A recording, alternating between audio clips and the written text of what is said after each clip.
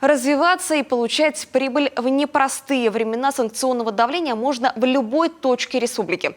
Так, воркутинское предприятие по приему вторсырья не только стабильно работает, но и расширяется. Компания закупила специализированное оборудование для обезвреживания отходов. Теперь их не придется вывозить за пределы региона. Компания уже принимает на сортировку и транспортировку полсотни фракций. А это чистота города, рабочие места и налоги в бюджет родного города. О полезном производстве. Ольга Коняева. Белое, коричневое. Все это по цветам. Но вот такой объем, чтобы насобирать, это нужно недели 3 минимум. Воркутинская компания «Унивекс Север» принимает вторсырье с 2016 года. Сортируют, измельчают, прессуют, очищают и транспортируют в другие регионы страны. Предприятие сотрудничает с перерабатывающими заводами Санкт-Петербурга, Твери и Кирова. Там отходы обретают вторую жизнь. Бывает, что картона мы можем отправить в месяц и 20 тонн, а можем и 50. Все зависит от чистоты вагонов, хождения до города, куда мы отправляем. Картона где-то, в среднем получается в месяц 30-40 тонн. Пленка у нас выходит где-то раз в полгода мы отправляем, набираем. ПЭТ-бутылку где-то тоже раз в полгода, порядка где-то 5 тонн. Если, опять же говорю, будут работать наши раздельные площадочки, которые мы сейчас хотим с администрацией вместе попросить у них помощи, чтобы они помогли нам переоборудовать это. Если это заработает, то, соответственно, объемы увеличатся.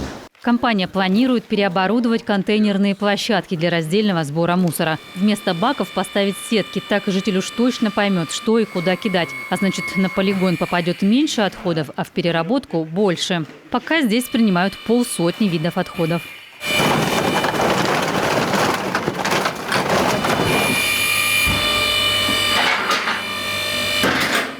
Компания вот-вот получит статус резидента арктической зоны и все полагающиеся льготы. Сейчас до 70% расходов уходит на перевозку спрессованных фракций ЖД-транспортом. Предприниматель уже вложил в предприятие 20 миллионов рублей и готов дальше инвестировать. Дело это не только полезное, но и выгодное. Полимеры и пластик, которые у России закупают Турция и Китай, выросли в цене. Новый виток развития – обеззараживание и утилизация на месте. Оборудование, купленное под арктическую зону, это новое, это российское производство. Покупали мы в Краснодаре. Ребята очень хорошие, очень это оборудование хвалят. Нам очень тоже понравилось. Мы его запускали для себя, просто проверяли. Я сам лично ездил туда на завод, видел. Они делают от маленьких до огромных вообще таких цехов.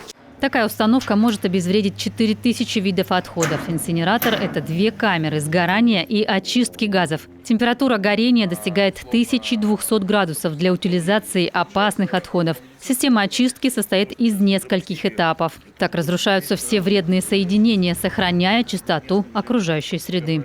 4000 наименований отходов. Там, и масла можно, и всякие нефтешлам, и шпалы можно, которые у нас у железной дороги здесь лежит. Очень большое количество. Это как раз объект, который необходим нашему городу.